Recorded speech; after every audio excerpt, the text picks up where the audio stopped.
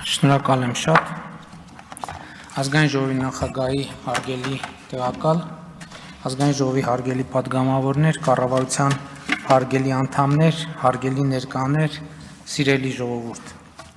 Նախ ուզում եմ ազգային ժողովի բոլոր պատգամավորներից շնորհակալություն հայտնել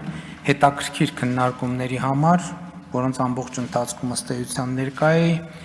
Ելույթների ընթացքում բազմաթիվ հարցեր բարձրացվեցին, քննադատություններ հնչեցին, որոնք արժանի են կոնկրետ արձագանքի, բայց իմ հատուկ ուշադրությունը գրավեցին եւ հիմնականում պիտի արձագանքեմ այս անգամ միայն այն ելույթներին, որոնցում կամ կամահարանքով, կամ քննադատորեն, կամ որպես համաձայնություն, կամ որպես աջակցություն ասվում էր, թե կառավարությունը կենտրոնացած է կամ իրականացվում է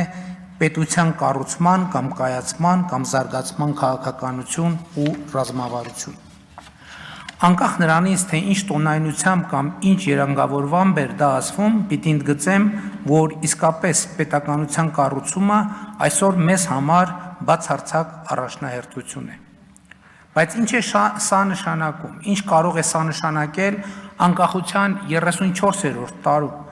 միթե անկախությունից 34 տարի անց պետականության կառուցումը դեռ կարող է լինել առաջնահերթություն։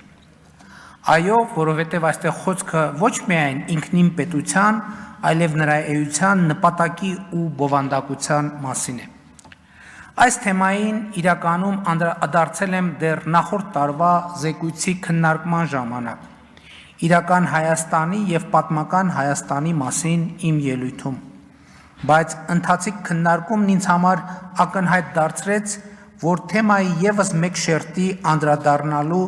ևս մեկ շերտ պարզաբանելու հույժ անհրաժեշտություն կա,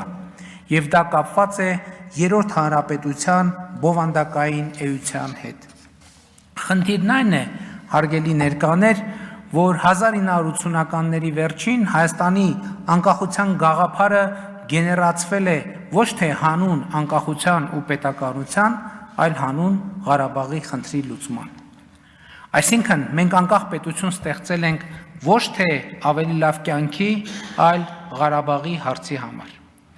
Քաղաքական իրողություն է սա, ինչը հաստատվում է հետազոտություններով։ 1989 թվականին անկախության գաղափարը գերակշռել է այն բանի արդյունքում, որ Ղարաբաղ կոմիտեն կորցրել է